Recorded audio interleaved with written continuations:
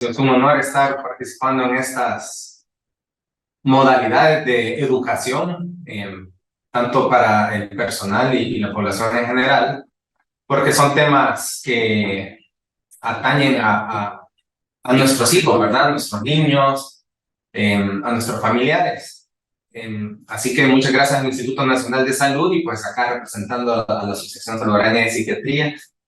Y pues empecemos. El tema de este día pues es un tema bastante amplio y pues, he tratado de traer los highlights más sobresalientes y es un tema que existen muchos mitos alrededor del diagnóstico, alrededor del tratamiento. Algunos dicen, no, es que este niño no está bien educado o los papás no están haciendo lo necesario para corregirlo. Entonces, pues ya vamos a ver de qué se trata y empecemos. Siguiente. Aquí es importante hablar que dentro de la historia del trastorno por déficit de atención e hiperactividad, pues muchos creen que es una patología que las grandes farmacéuticas han ideado para poder vender sus productos y tener muchas ganancias. Sin embargo, si nos ponemos a revisar, en el año de 1775, Melchior Adam Weikart fue el primero que describió un cuadro similar a un trastorno por déficit de atención con hiperactividad. Entonces, como vemos, estamos hablando que es una situación descrita desde hace, podemos decir, siglos, ¿verdad? Por lo cual, siguiente. En 1798, Sir Alexander Crichton, que valga la redundancia, era un médico de la corte real del zar Alexander. Entonces, él empezó a hablar sobre el trastorno. Principalmente empezó a hablar de personas, niños, adolescentes, que no ponían atención y que eran bastante inquietos. Pero en aquel entonces se hablaba de un problema moral. Ya vamos a ver en un cuadro que traje, porque fueron las primeras descripciones que se hicieron, que era un problema de moralidad y que por eso los niños eran inmorales y por eso no hacían caso y no obedecían. Entonces, él decía, ¿verdad?, que estas personas frecuentemente tenían como algo en sus nervios que los hacía particularmente llamativos y que por eso en muchas ocasiones ellos eran irreverentes. Entonces, como vemos, 1774 y luego en 1798 ya se empiezan a describir cuadros que no llevaban el término acuñado de trastorno por déficit de atención con hiperactividad, pero que sí reunía muchos síntomas de lo que ahora se conoce como TDAH o trastorno por déficit de atención con hiperactividad. Siguiente.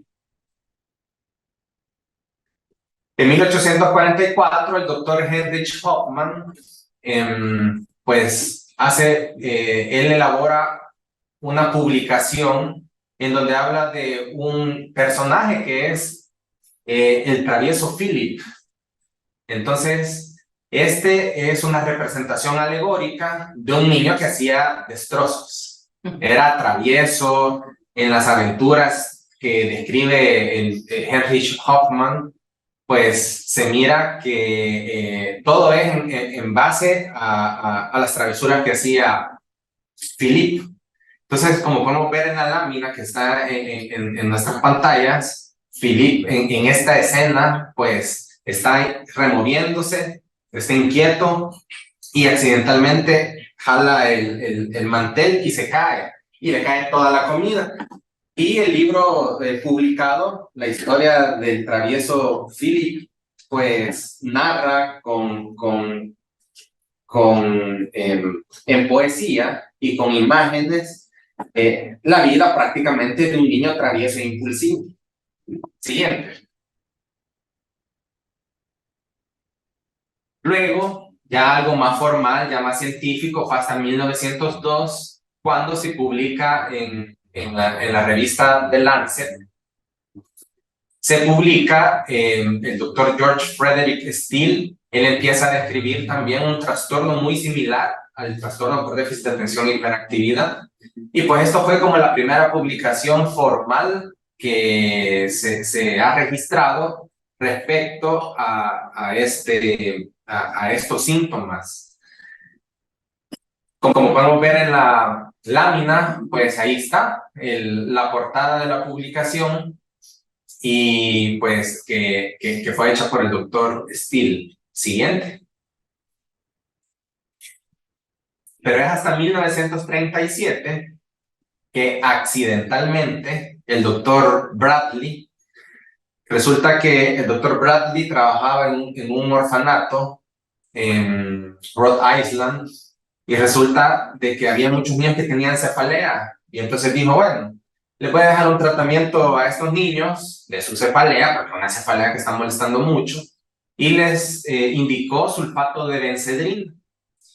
Y con el pasar de los días observó que estos niños que habían sido sometidos al tratamiento con sulfato de bencedrina, pues empezaron a mostrar algunos efectos secundarios, ¿verdad? Pero estos efectos secundarios eran efectos llamativos porque eran efectos buenos.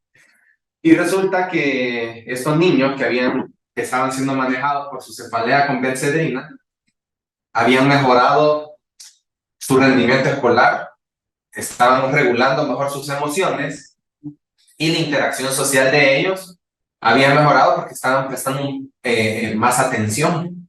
Entonces empezaron a notar de que este medicamento estaba causando algo. Y posteriormente en la historia, pues se desarrollan los medicamentos estimulantes, y así va. Y aquí empezó, gracias al doctor Bradley. Siguiente.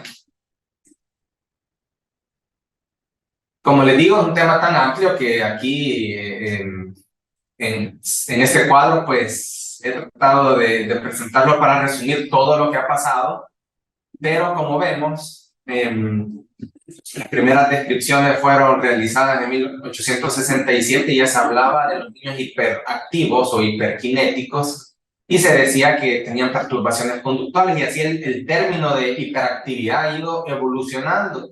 Ha pasado desde perturbación conductual hasta inquietud psicomotora, indisciplina, desobediencia, corea mental. En 1905 utilizaban el término para estos niños de escolar inestable. La hiperactividad como síndrome fue ya instaurada hasta 1914 por Hoyer. Y luego en 1930, Kramer y Pollnow ya hablan del trastorno hipercinético, pero todo esto está enfocado solamente en la actividad motora aumentada. Fue hasta 1968 que se publica a través de la Asociación Americana de Psiquiatría el Manual Diagnóstico y Estadístico. En su segunda edición, pues ya habla de la reacción hiperkinética de la infancia. Y ya se empieza a hablar un poquito de esto, ¿verdad? Que hay niños que son muy hiperkinéticos, y luego veían que había niños que son hiperkinéticos, pero que también eran inatentos, o también solo eran inatentos.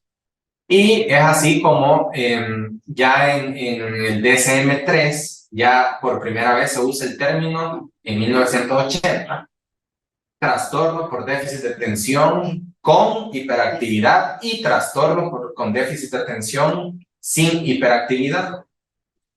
Y es hasta 1992 que en el CIE-10, que actualmente es el vigente, pues se habla del trastorno de la actividad y la atención. Y en el DSM-5, publicado en el 2013, pues ya se habla del trastorno por déficit de atención e hiperactividad. Como podemos ver, a inicios de 1900, pues ya las explicaciones médicas de estos niños hiperkinéticos, impulsivos, con pobre control de impulso, ya se hablaba de que tenían un defecto en el control de la moralidad, que tenían enfermedades neuropáticas, manifestaciones de un desequilibrio motor congénito y así. Lesiones, muchos daban explicaciones de que estos niños tenían lesiones en sus lóbulos cerebrales, pero todo esto termina en la clasificación actual, que de hecho, valga la redundancia, en la clasificación internacional de las enfermedades, su 11ª edición, pues no hay mayor cambio en cuanto al trastorno por déficit de atención e hiperactividad. Sigue siendo más adelante vamos a ver la clasificación siguiente. Entonces, como hay tanto de qué hablar, pues vamos a hablar algunas generalidades que son necesarias que conozcamos. Siguiente. Es importante, ¿verdad? Los primeros síntomas que se van a detectar en las personas que tienen un trastorno por déficit de atención e hiperactividad, pues se observan en la infancia. ¿Por qué? Pues porque en las clasificaciones actuales se ha llegado al consenso de que el trastorno por déficit de atención está dentro del grupo de los trastornos del neurodesarrollo. ¿Qué es un trastorno del neurodesarrollo? Pues van a ser todas aquellas afectaciones funcionales que van a afectar directamente el desarrollo motor, el desarrollo cognitivo, el desarrollo emocional, el desarrollo sensorial de los niños. Y obviamente, ¿cuándo vamos a detectar esto? En los primeros 5 años de vida. Las mayores manifestaciones de los trastornos del neurodesarrollo se presentan en los primeros 5 años de vida. Por eso, un diagnóstico oportuno y temprano es sumamente importante. De todos los trastornos del neurodesarrollo, trastorno del espectro autista, discapacidad intelectual, trastorno del aprendizaje, trastornos del lenguaje, trastornos en el desarrollo sensorial, trastornos en el desarrollo de la comunicación. Entonces, todo esto es sumamente importante hablarlo porque va a ser de los primeros años en donde vamos a empezar a notar ciertas cosas. ¿Y qué van a hacer estas cosas que vamos a notar? Puede ser incluso en edades tan tempranas como en los primeros 12 meses de vida, que observemos patrones de niños que les cuesta mucho dormir. En promedio, un niño, un lactante, tiene que dormir entre 18 y 20 horas por medio al día, obviamente no de corrido. Pero los niños que tienen algún trastorno del neurodesarrollo, principalmente trastorno por déficit de atención e hiperactividad o trastorno del espectro autista, tienen una afectación en su calidad y en su duración del sueño. Son niños con un sueño muy intranquilo, muy superficial, que son irritables y que se despiertan fácilmente. Y el motivo de consulta de estos niños es: doctor, mi niño casi no duerme. ¿Y qué edad tiene? Acaba de cumplir el año y fíjense que solo duerme 6 horas en todo el día. Entonces, algo está pasando ahí. O niños que desde que ya empiezan con su desarrollo motor, llevan un desarrollo un tanto adelantado. Fíjense que mi niño empezó ya a querer caminar como a los 7, 8 meses y terminó caminando a los 10, 11 meses. Entonces, estos signos tan tempranos pueden orientarnos a nosotros como psiquiatras infantiles en que hay algo ahí que tenemos que estar vigilantes. Por lo tanto, los primeros síntomas van a observarse en la infancia. Hay niños que las mamás son bien enfáticas y dicen: doctor, yo no sé cómo mi hijo hizo, tiene 1 año, acaba de aprender a caminar, pero se bajó de la cuna y bajó las gradas y no se cayó. No sé cómo hizo, que no se accidentó, gracias a Dios, pero qué tremendo, se está bajando de la cama. Entonces notamos y dicen todavía, en comparación a sus hermanos, este niño es demasiado inquieto y fácil de consolar. Entonces, ¿por qué es importante hacer un diagnóstico temprano? Pues para dar el tratamiento adecuado. Algo importante es que este trastorno, pues, los primeros síntomas empiezan en la primera infancia, podríamos decir, y obviamente hay metaanálisis que respaldan que el diagnóstico actual del trastorno por déficit de atención está siendo infradiagnosticado, es decir, hay poco diagnóstico de lo que realmente se está presentando.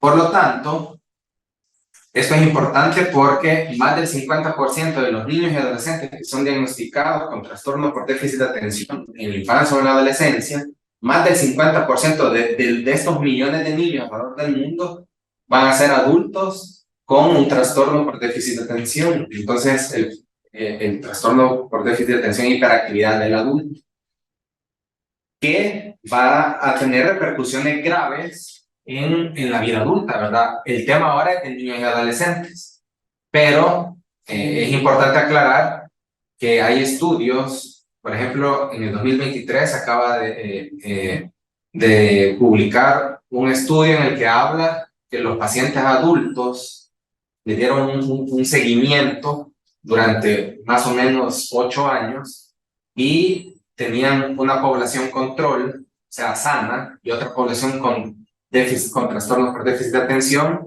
y estos adultos con trastornos por déficit de atención tenían más tasas de divorcios, separaciones, inestabilidad familiar, mal manejo financiero, mayor tasa de accidentes automovilísticos, mayor tasa de infracciones viales, revocación de licencia de conducir, mayor fracaso y frustración en la parentalidad, en cómo ellos se sienten criando a sus hijos. Y pues, siguiente. ¿Por qué es importante esto? Porque a nivel mundial, de todos los niños y adolescentes del mundo, este trastorno representa al 5, o afecta, mejor dicho, del 5 al 9% de este grupo, ¿verdad? Y al 3 al 5% de los adultos. Siguiente. ¿Por qué es importante lo que estaba diciendo de los padres de estos adultos que tienen déficit de atención?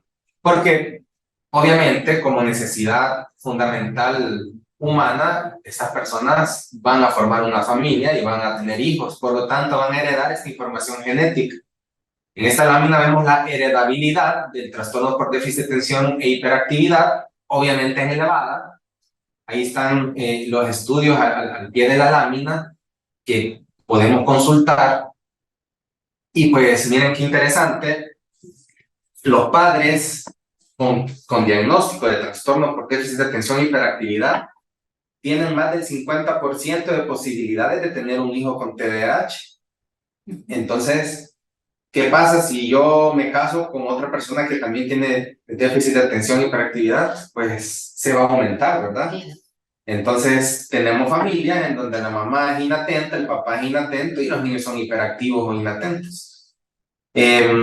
Alrededor del 25% de los niños que tienen trastornos por déficit de atención con hiperactividad tienen padres que cumplen los criterios diagnósticos formales de TDAH.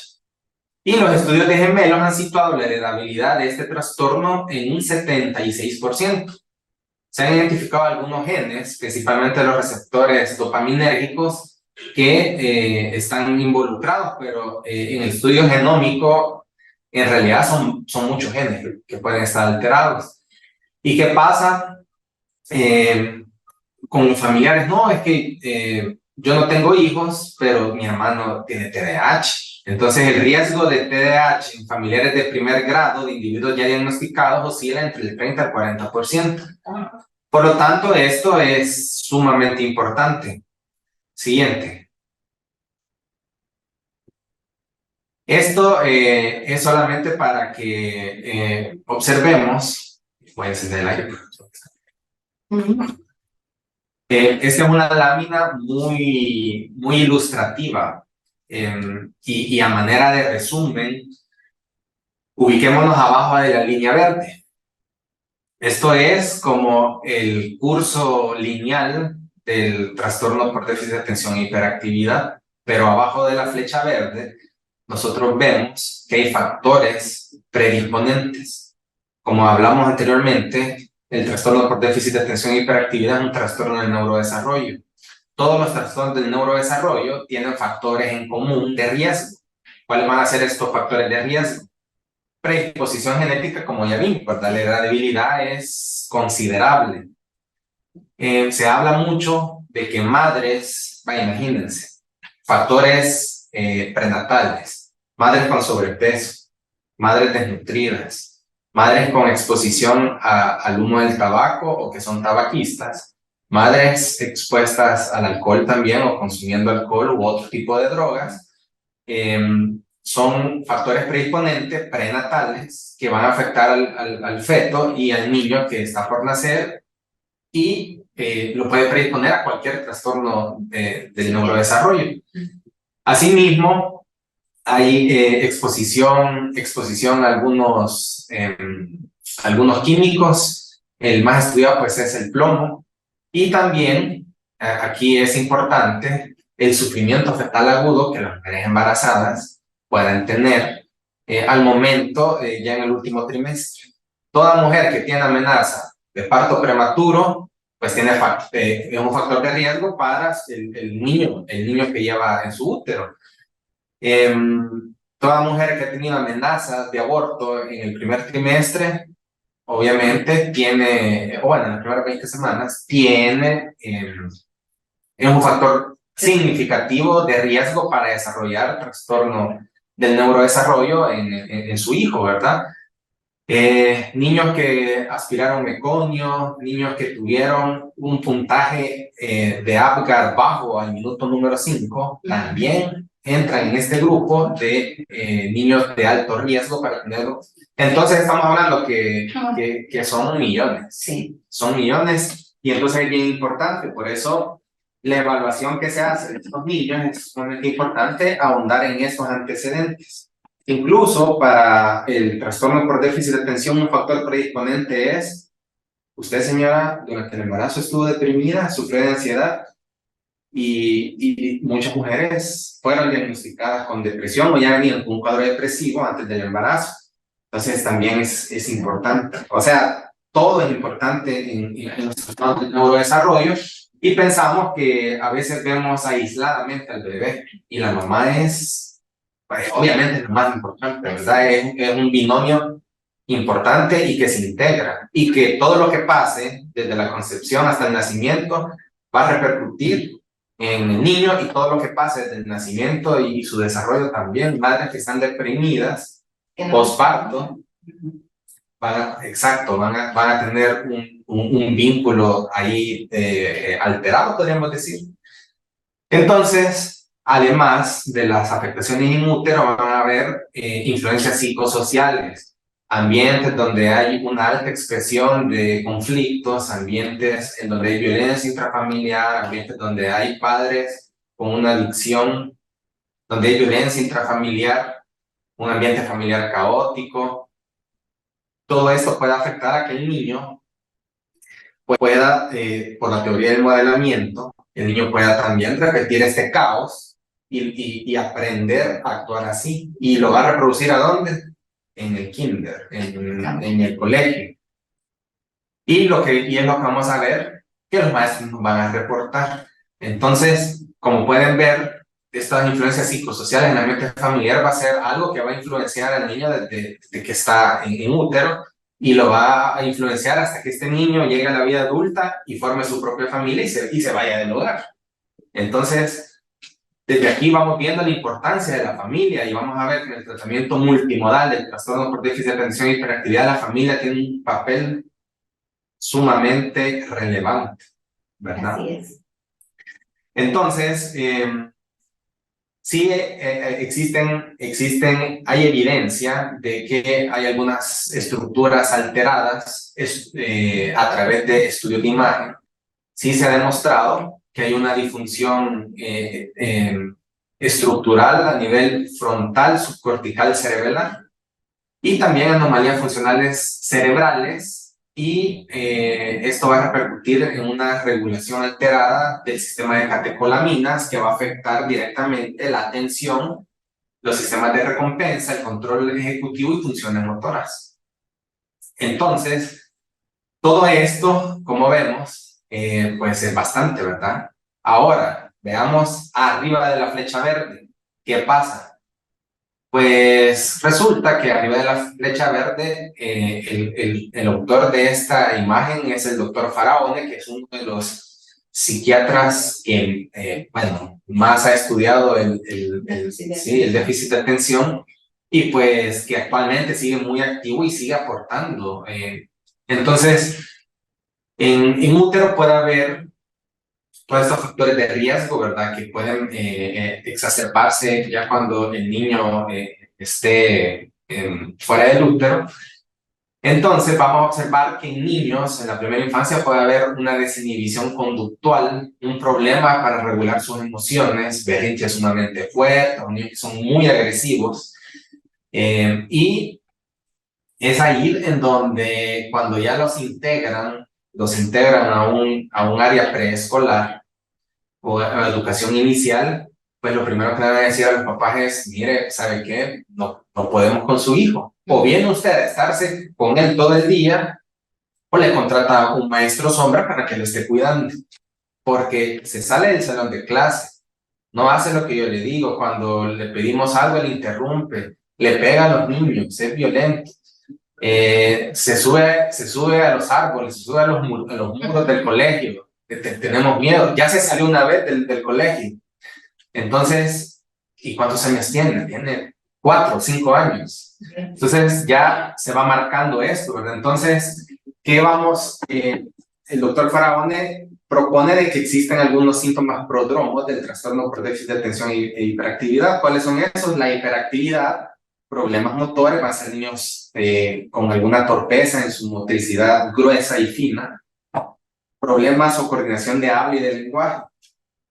Y en la infancia, a partir de los 6 años, pues es un poquito más palpable la presentación de los síntomas ya de hiperactividad, impulsividad, inatención, falta de concentración, problemas para regular sus emociones y problemas de aprendizaje. Entonces, ya se da una expresión completa del trastorno, pero lastimosamente, del 70 al 90% de los niños que tienen trastorno por déficit de atención e hiperactividad van a cursar con una comorbilidad. ¿Qué quiere decir eso? Que bonito fuera que solo tuvieran déficit de atención e hiperactividad. Estamos hablando que el 70 al 90% de los niños que tienen trastorno por déficit de atención e hiperactividad van a tener otro cuadro psiquiátrico concomitante. A mencionar podría ser un cuadro ansioso, un cuadro depresivo.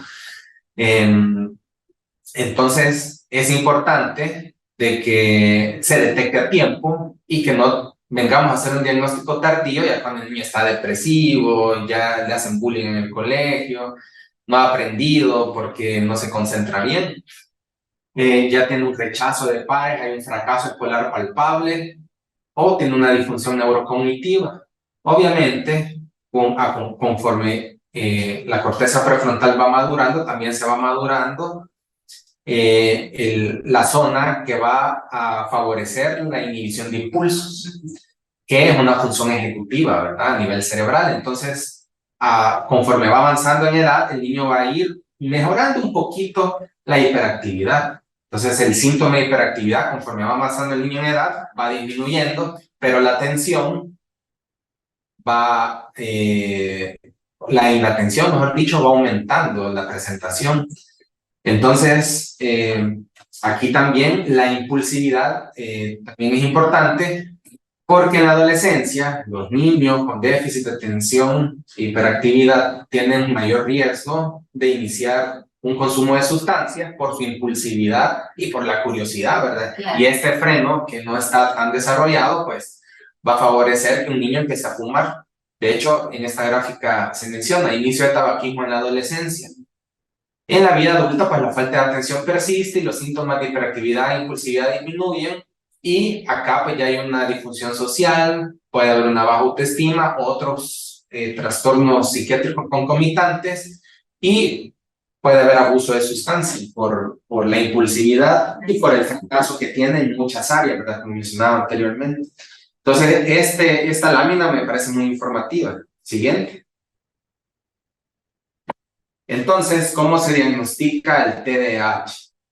Y esta es una gran pregunta, porque los maestros en la escuela son sumamente, para mí, los maestros son personajes fundamentales para el diagnóstico del trastorno por déficit de atención e hiperactividad, porque muchas veces en casa los padres dicen, no, ¿crees que todo? Yo crecí con 5 hermanos y todos éramos inquietos, entonces mi hijo no es tan inquieto como nosotros éramos y ahora todos quieren señalar y además no.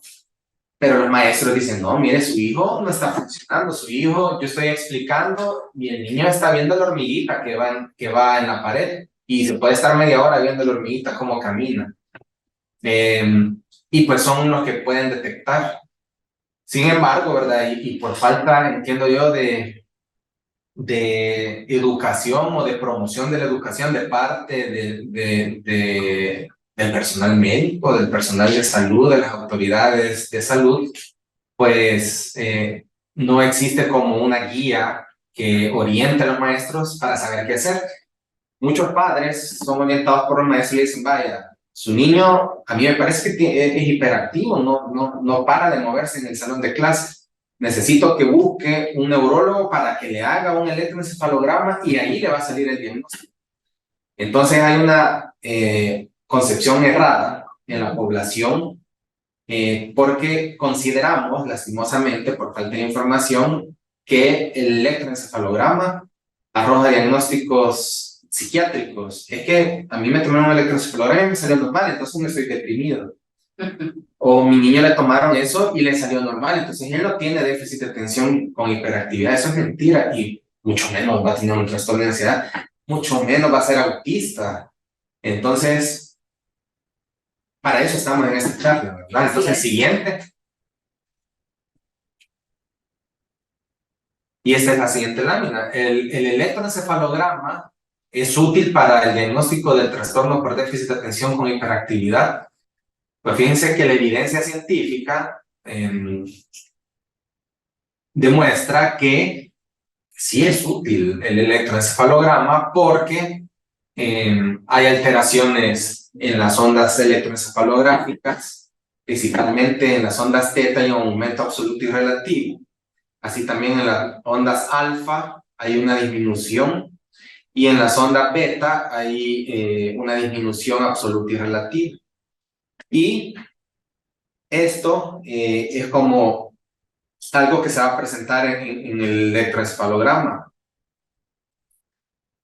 Hay muchas asociaciones y hay muchos países interesados en esto porque ven que el trastorno por déficit de atención con hiperactividad no tratado obviamente va a tener repercusiones económicas grandes en la sociedad.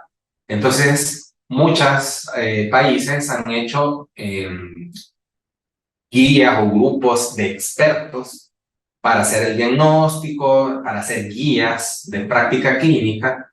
Y entonces, una que es reconocida a nivel mundial es la Alianza de Recursos Canadiense para el Déficit de Atención e Hiperactividad.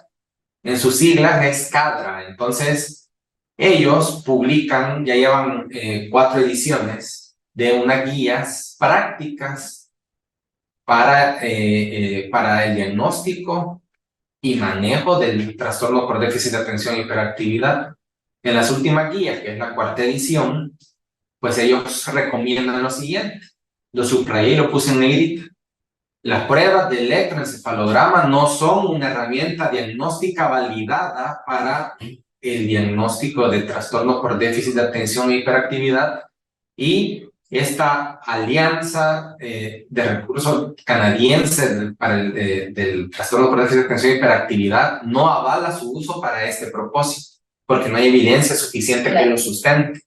Por lo tanto, ya no es válido que un maestro nos sugiera y nos diga ya le hicieron el diagnóstico de TEA al niño. Sí, maestra, ya se lo hicieron. Pero tráigame bien el electroencefalograma. Eso es cierto. Es más, mucha gente llega con esto y ya está con la hojita de que va a ir a tomarle el electro y todo, porque, y ya lo estamos viendo. Perdón que me interrumpa, pero eso es bien frecuente. Sí, doctora, de hecho, me interesaba dejar este punto claro, porque el electroencefalograma es una gran herramienta, porque obviamente estamos viendo la actividad eléctrica del cerebro, pero no es una herramienta diagnóstica para autismo, tampoco es una herramienta diagnóstica para trastorno por déficit de atención e hiperactividad. Valga aclarar que todo niño autista o con diagnóstico de trastorno del espectro autista, dentro de su estudio y de su evaluación, sí tiene que llevar un estudio de electroencefalograma y una evaluación por neurólogo pediatra. Porque existe hasta un 30% de niños con diagnóstico de trastorno del espectro autista que pueden tener un cuadro de base de epilepsia, porque el trastorno del espectro autista aumenta la probabilidad de padecer epilepsia hasta un 30%. Entonces, como vemos, no se necesita para el diagnóstico, no se necesita un electroencefalograma. Siguiente. Ahora bien, doctor, y entonces si no se necesita el electroencefalograma, pues déjenme un TAC, hombre, o una resonancia, porque algo mal está en el cerebro de mi hijo, yo necesito verlo. Pues, ¿qué dice la evidencia científica? Pues la neuroimagen ha identificado alteraciones estructurales y hay disfunciones en pacientes que tienen déficit de atención e hiperactividad. Y se ha realizado en estudios poblacionales y en estudios de investigación, pero por el momento no tiene una aplicación clínica directa. Tomarle un TAC o una resonancia a un niño, para empezar, hay que anestesiar. O sea, una anestesia solo para ver que la estructura cerebral del niño está íntegra y está bien, no vale la pena el riesgo, ¿verdad? Entonces, no es ético dejarle un TAC a un niño con hiperactividad. Siguiente. Entonces, ¿qué nos dicen las guías CADRA 2018 y las guías de la excelencia en investigación NICE 2019? Nos dice que el diagnóstico de este trastorno es siempre clínico y que puede ser realizado por un médico especialista en pediatría o por un neurólogo pediatra, que son pediatras, o por un psiquiatra o por un psiquiatra infantil que posea la formación, conocimientos y experiencia necesaria para hacer este diagnóstico. Ninguna prueba reúne la sensibilidad y especificidad como para ser considerada por sí misma como diagnóstica en el trastorno por déficit de atención e hiperactividad. Siguiente. Entonces, aquí vamos a hablar, como es clínico el diagnóstico, pues tenemos que conocer los síntomas, ¿verdad? El cuadro clínico. Siguiente.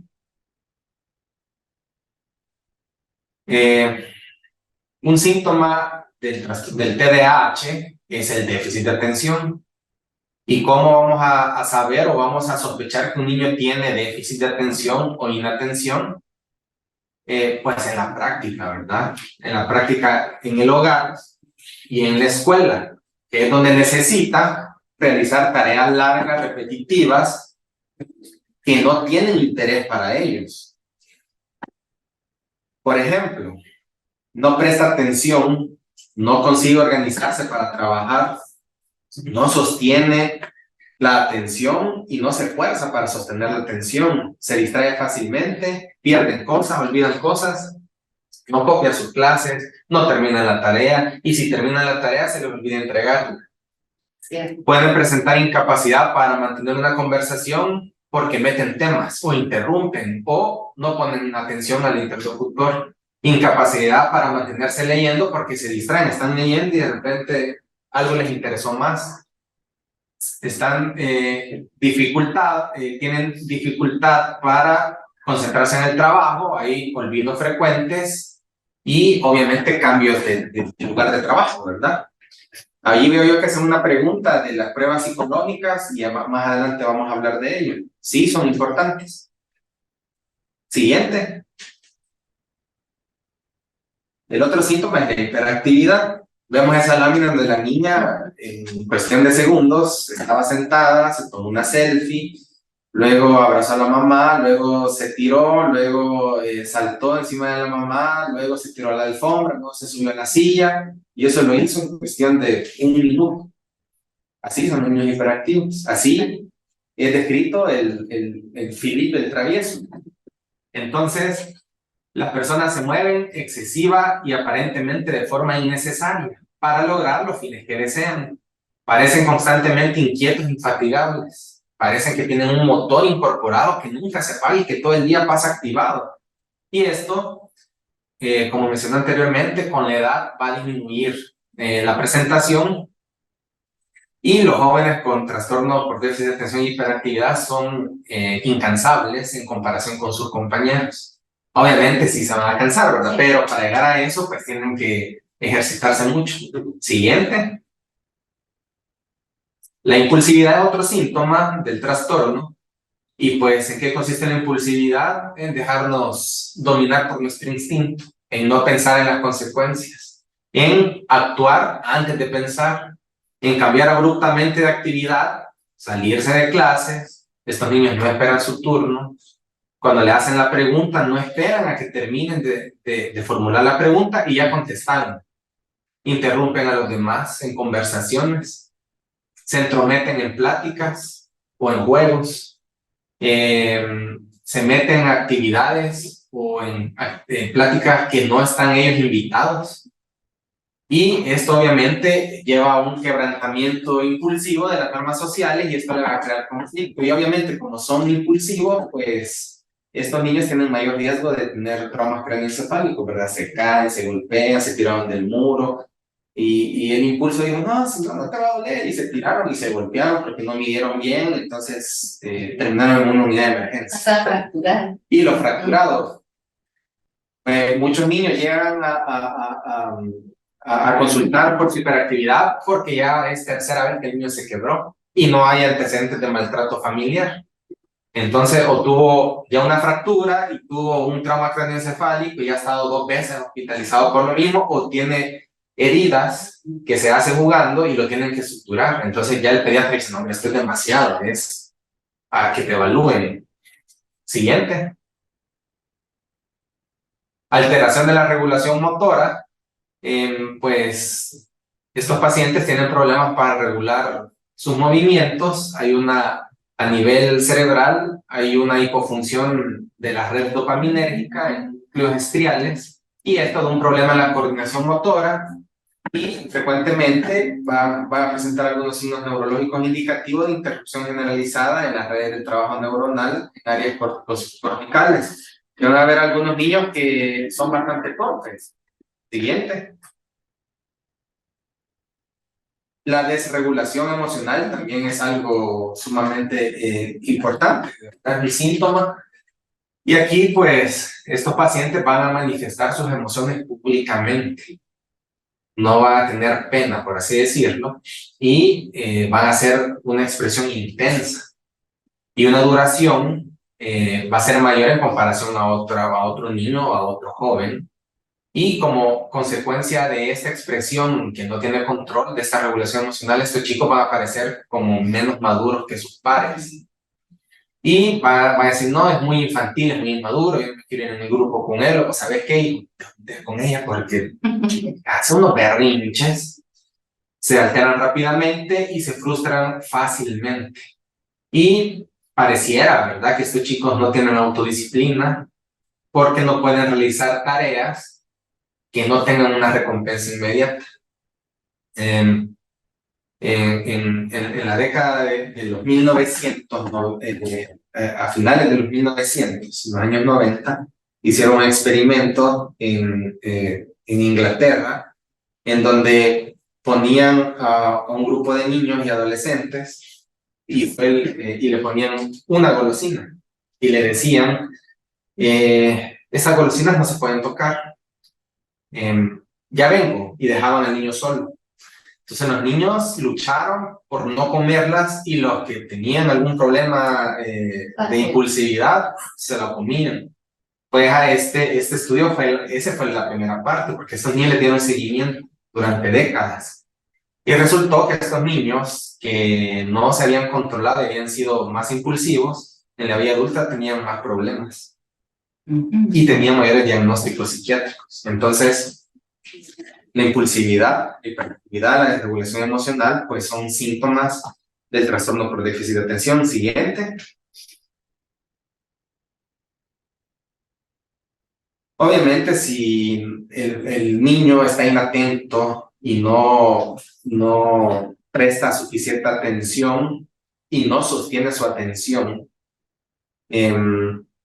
o para este niño no es relevante lo que están viendo, pues obviamente no va a fijar la información y por ende no va a evocar la información, entonces va a tener problemas de memoria.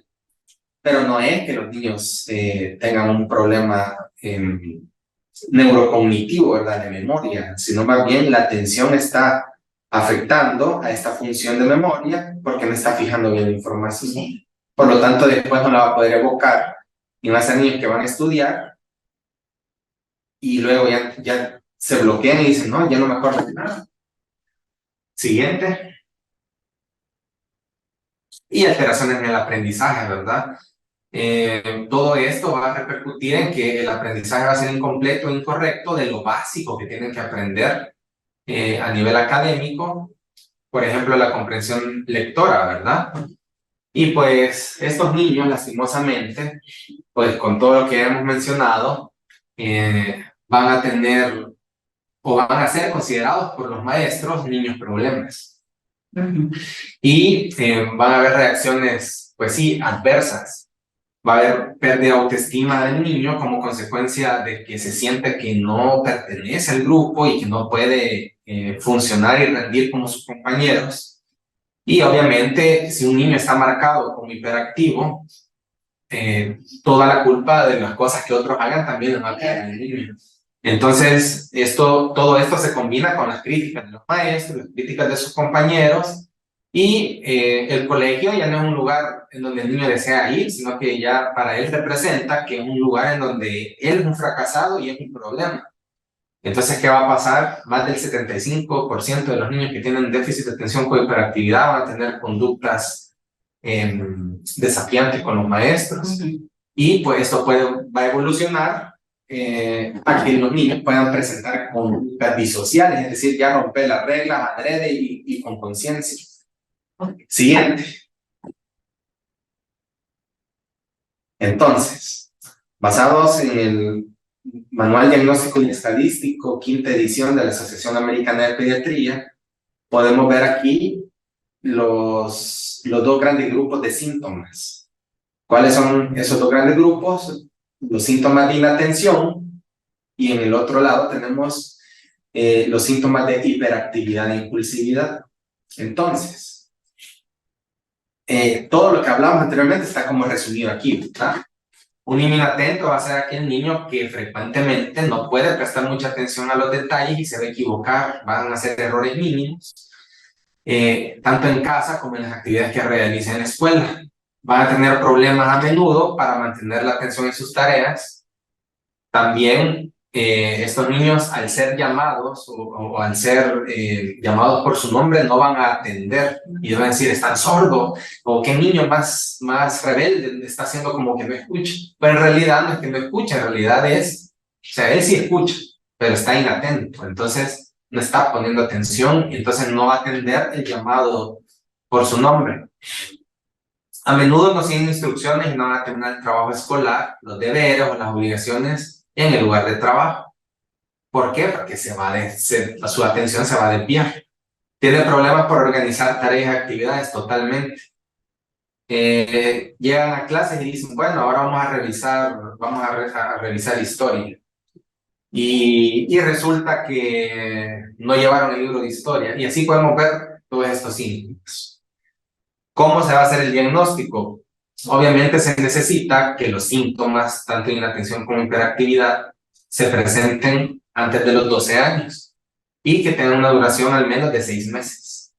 Que estos síntomas también sean tan significativos para tener afectación en el funcionamiento escolar, social, familiar del niño.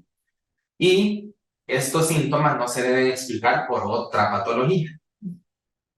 ¿Cómo van a hacer el diagnóstico en menores de 17 años? Pues bien fácil. Siguiente.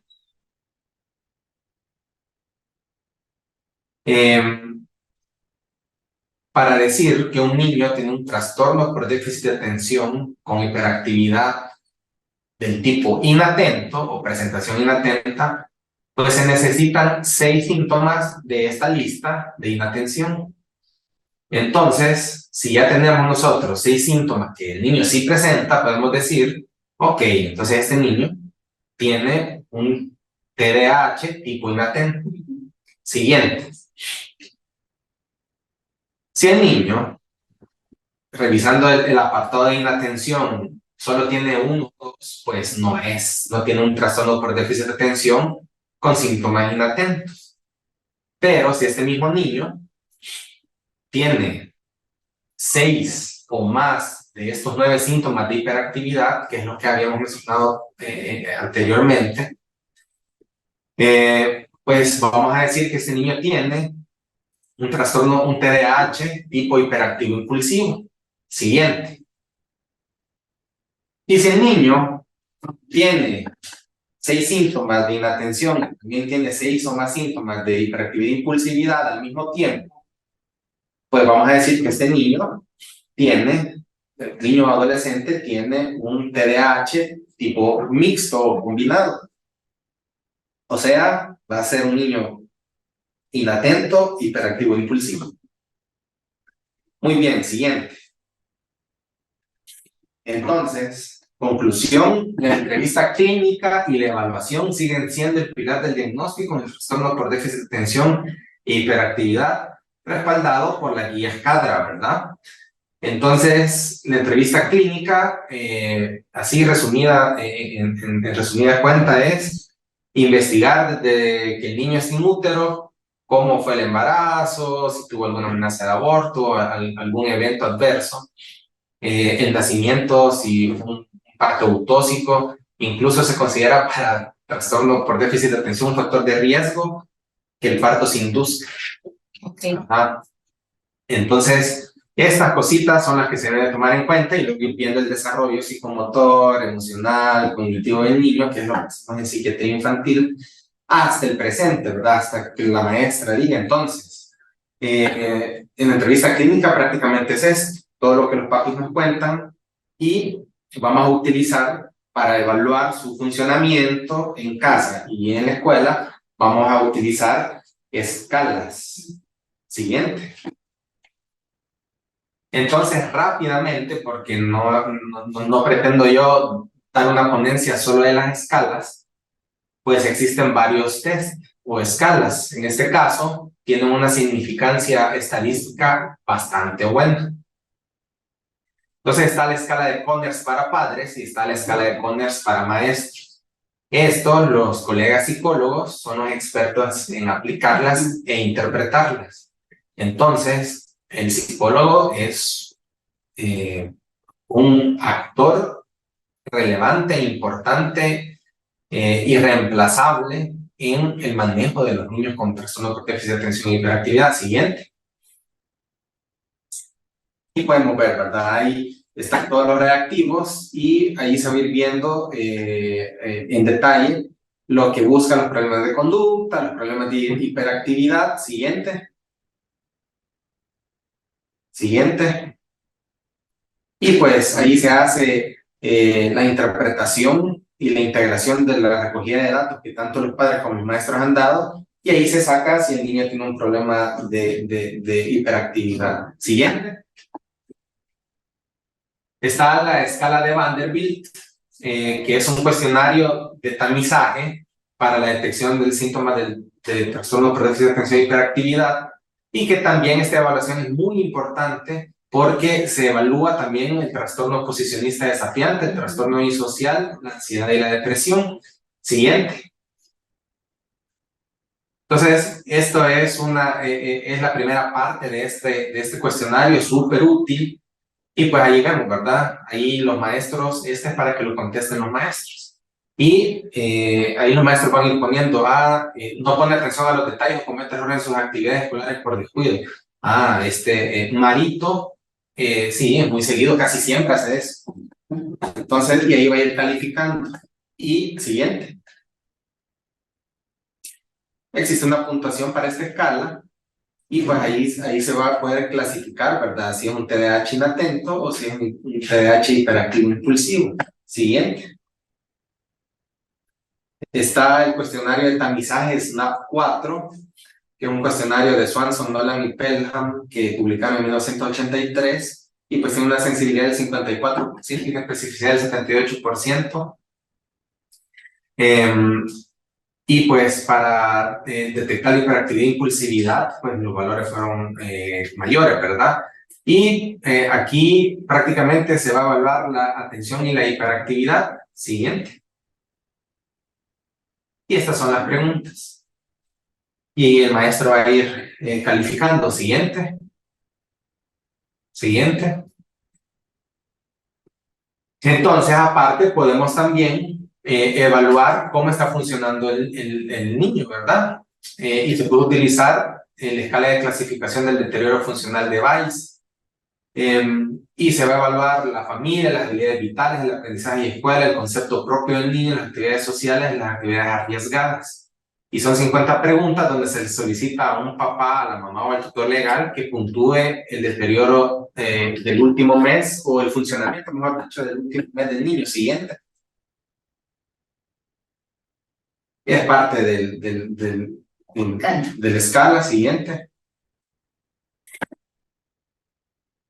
Esto es para seguimiento principalmente, ver cómo está globalmente el niño. Siguiente. Ver la gravedad y ver cómo ha ido mejorando. Siguiente. Entonces, uno se evalúa la gravedad y en otro se evalúa la mejora. Siguiente. Y pues, obviamente, como les dije, la familia es sumamente importante y podemos también, a través de interrogar al niño, aplicar este cuestionario para la evaluación del funcionamiento de la familia. Me satisface la ayuda que recibo en mi familia cuando tengo algún problema o necesidad. Nunca, casi nunca, algunas veces, casi siempre, siempre. Se puntúa del 0 al 4 y ahí está cómo se puede interpretar. Siguiente. Para niños, ¿verdad? Vamos a hacer un Apgar familiar para ver si hay un buen apoyo familiar.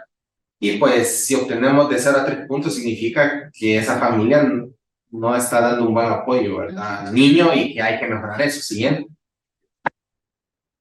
Entonces, con todo esto, con la entrevista clínica, viendo los diagnósticos, pidiendo información de los maestros, que es sumamente importante, de los papás o de los cuidadores, pues vamos a hacer el diagnóstico. Ahora, ¿cuál es el tratamiento? Siguiente. Aquí yo traía algunos mitos, ¿verdad? Pasémosla. Siguiente. Entonces, el tratamiento del TDAH requiere que sea integral, colaborativo y multimodal, diseñado para satisfacer las necesidades particulares del paciente con diagnóstico de TDAH. Y entonces se habla del tratamiento multimodal.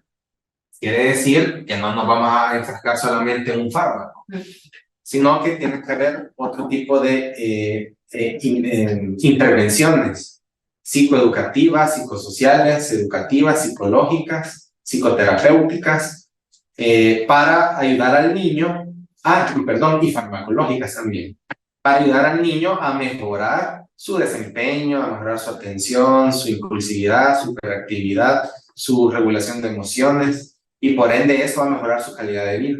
Siguiente. Entonces, el tratamiento multimodal ha demostrado, y pues Faraone fue uno de que hizo un estudio que aquí traigo así rápido, mejora los síntomas de inatención, hiperactividad e impulsividad, y pues obviamente va a mejorar el performing o desempeño académico. Siguiente. El tratamiento multimodal, pues se realizó un estudio para probarlo a finales de la década de los 90, el Instituto Nacional de Salud Mental, y pues hizo una investigación multicéntrica que duró 14 meses, respecto del tratamiento multimodal para el TDAH. Y participaron centros médicos y hospitales universitarios para evaluar la efectividad de los principales tratamientos para el TDAH. Obviamente, estamos hablando que no solo se enfocaron en lo farmacológico. Siguiente. Entonces, necesitaban pacientes que fueran niños que ya tuvieran el diagnóstico de TDAH en su presentación combinada, ¿verdad? Asignación aleatoria a los tratamientos y se integraron, formaron parte del estudio 579 niños entre 7 y 10 años y las condiciones de tratamiento fueron las siguientes, las modalidades, ¿verdad? Tratamiento, medicación, exclusiva, ¿verdad? O sea, a este grupo solo le vamos a dar medicación, a este otro grupo terapia conductual, a este otro grupo le vamos a dar medicación más terapia conductual, y a este solo le vamos a dar tratamiento comunitario. 14 meses pasaron con esa intervención, siguiente, y se evaluó los síntomas primarios del trastorno: comportamientos agresivos y oposicionistas, síntomas internalizados, es decir, síntomas ansiosos, depresivos, habilidades sociales, relaciones entre papás e hijos y logros académicos. Siguiente. En el grupo de medicación, el 74% de los participantes de este grupo y del tratamiento combinado, que era intervención psicosocial más medicación, se mantenían con éxito y utilizaron metilfenidato, que es un estimulante. 10% se mantuvo con éxito con dextroanfetamina, un poco más del 1% se mantuvo con éxito con pemolina, solo 2 niños estaban en cualquier otro tipo de medicamento y más del 85% de la muestra informó ya sea sin o con efectos secundarios leves. Siguiente. El grupo que solo se dio terapia conductual se formó a los padres en el tratamiento centrado en los niños y un programa de intervención basado en la escuela. Se hicieron 27 sesiones de grupos para los padres y 8 sesiones individuales por familia, y pues se enfocó en enseñar a los padres estrategias de comportamiento específicas para hacer frente a los retos que los niños con ese trastorno tienen. Siguiente. Entonces, el programa iba dirigido con un programa de 8 semanas, 5 días a la semana durante el verano. Se hicieron intervenciones conductuales intensivas, entrenamiento en habilidades sociales, instrucción académica especializada, recompensas por seguir reglas y cumplir con ciertas expectativas de comportamiento, y tratamientos para la escuela, ¿verdad? Estrategias de comportamiento en el aula para el maestro y un auxiliar docente de tiempo parcial para trabajar con el niño en el aula. Siguiente. El grupo de tratamiento combinado, medicación y tratamiento conductual. Siguiente. En el grupo anterior, pues se hizo todo lo anterior, la medicación más lo conductual. Y el tratamiento comunitario, pues se asignó aleatoriamente a un grupo que recibió la atención de la comunidad, y posterior al diagnóstico se proporcionó a los padres recursos comunitarios de salud mental e hicieron otras modalidades de tratamiento en estos centros o recursos comunitarios. Siguiente.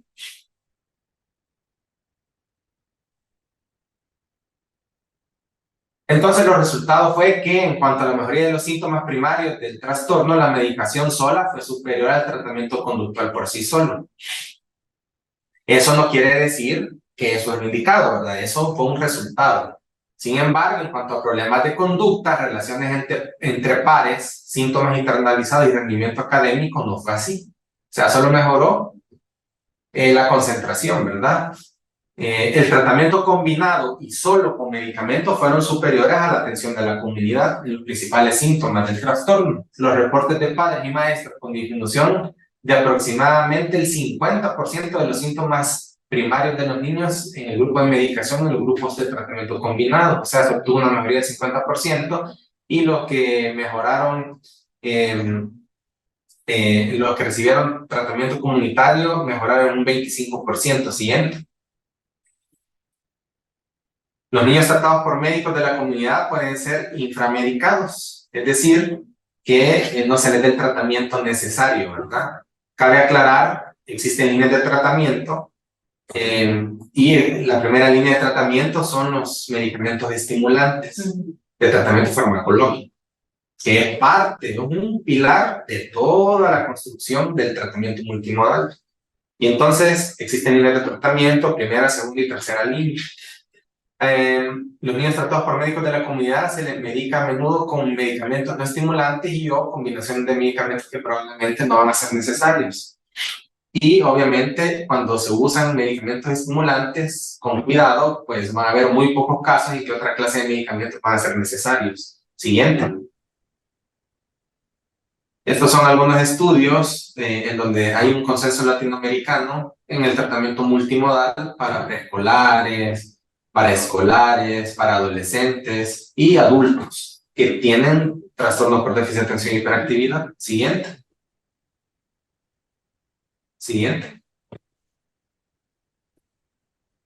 Entonces, para finalizar, pues el tratamiento multimodal, las intervenciones multimodales, pues es lo que se busca, ¿verdad? No solo dar un medicamento, sino que integrar al niño, integrarlo con la familia, explicarle al papá por qué tiene esto, cómo podemos ayudarlo, pedirle ayuda a los maestros para que hagan algunas adecuaciones en el aula, y darle un seguimiento psicológico, psiquiátrico al niño, a la familia, para que tengan un mejor resultado. Los planes de tratamiento se van a ajustar individualmente, las respuestas al tratamiento se deben de evaluar frecuentemente y se debe considerar las distintas áreas en las que el niño se desarrolla. El siguiente. Entonces, el niño se va a desarrollar, obviamente, ¿verdad? Dependiendo de un sistema macro. ¿Y qué tenemos que hacer? Pues erradicar el estigma y la discriminación de los niños que tienen este diagnóstico, ambiente libre de violencia, en el exosistema, ¿verdad? A nivel político, probablemente desarrollar políticas públicas en salud mental, favorecer el abasto de medicamentos, capacitar al personal sanitario de primer nivel de atención para poder estar preparados a proveer la información y el tratamiento multimodal.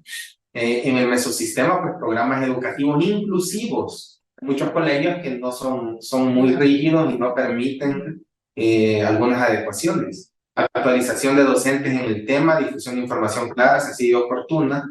En el microsistema, pues la psicoeducación, terapia familiar, habilidades de padres, intervención a los maestros, intervenciones pedagógicas y conductuales. Y en el individuo, pues terapia individual, psicológica y la intervención farmacológica. Si vemos, es un concepto erróneo decir, yo estoy llevando a mi hijo al doctor y ya le dejo un medicamento y ya va a estar bien. Y le sirve. Ya va a estar bien. Entonces, como vemos, se tiene que dejar más allá. Siguiente. Y es así como muy rápido porque ya no tenemos tanto tiempo. Es como lo que el proceder, ¿verdad? Lo ideal.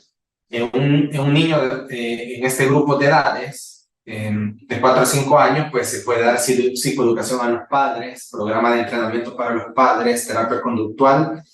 Y si no hay mejoría con estas intervenciones psicoeducativas, psicosociales, se puede valorar el uso de metilfenidato. El metilfenidato es uno de los fármacos que pertenecen a la primera línea de tratamiento farmacológico.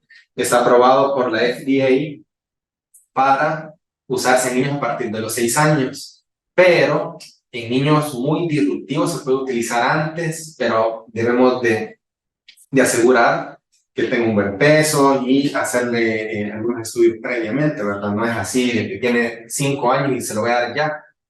No, primero es lo otro. En niños de 6 a 11 años igual, entrenamiento a los padres, psicoeducación. Y aquí pues ya tenemos la vía libre para utilizar a partir de los 6 años fármacos estimulantes, que es la primera línea.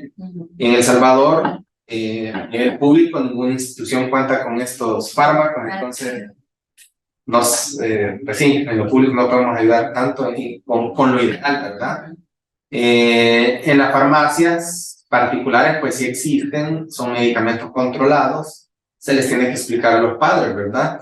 Incluso actualmente hay un desabastecimiento de estos fármacos y pues hay muchas personas, niños, adultos que están teniendo alguna repercusión por esto. Entonces, en algunos hospitales se cuentan con medicamentos, existen los de primera línea que son estimulantes, los de segunda y tercera línea no son estimulantes. Entonces, existen en algunos hospitales medicamentos de tercera línea que se pueden utilizar. Entonces, si no hay respuesta y hay comorbilidad, ansiedad, depresión, se pueden utilizar fármacos de segunda línea. Y el fármaco de segunda línea es la atomoxetina. No hay tampoco a nivel privado, mucho menos a nivel público. Entiendo que es un problema de abastecimiento a nivel regional, entonces ni siquiera contamos con el de segunda. Entonces aquí recurriríamos a utilizar los de tercera, ¿verdad? Que tampoco no es lo ideal y que se deben de usar cuando nos fallan los primeros. Entonces es complicado. Siguiente. Para optar por un tratamiento farmacológico, se tiene que hacer una historia clínica completa, hacer énfasis en la historia personal de palpitaciones, síncopes o dolores precordiales, historia familiar de muerte súbita o enfermedad cardíaca en niños adultos, y si hay datos patológicos, se deben de hacer los estudios necesarios con los especialistas requeridos para estar seguros e iniciar un tratamiento. Siguiente. Como mencionaba, los estimulantes son la primera línea, vienen en diferentes presentaciones, principalmente se usan los de liberación prolongada que tienen hasta 12 horas de liberación. Siguiente. Es lo que ya mencioné. Siguiente. Se deben administrar posterior al desayuno. Siguiente. Estos son algunos nombres, la presentación, la vida media y las dosis que se deben usar. Siguiente. Tienen efectos secundarios. Siguiente. Y luego vienen todos los no estimulantes. Siguiente.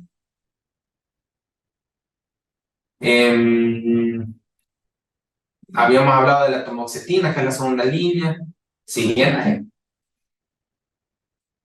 Se pueden utilizar, estos ya son de otra línea y estos se deben utilizar con mucho cuidado porque tienen repercusiones cardiovasculares, ¿verdad? Entonces, ¿qué es la clonidina y la guanfacina? Que guanfacina por sí sola no hay tampoco.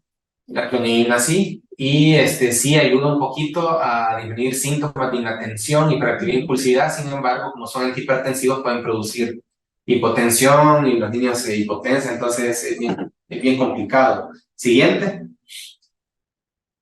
Siguiente. Lo que hablábamos de la tamoxifetina y es para niños menores de 6 años. A diferencia de los estimulantes hacen efecto inmediatamente el mismo día.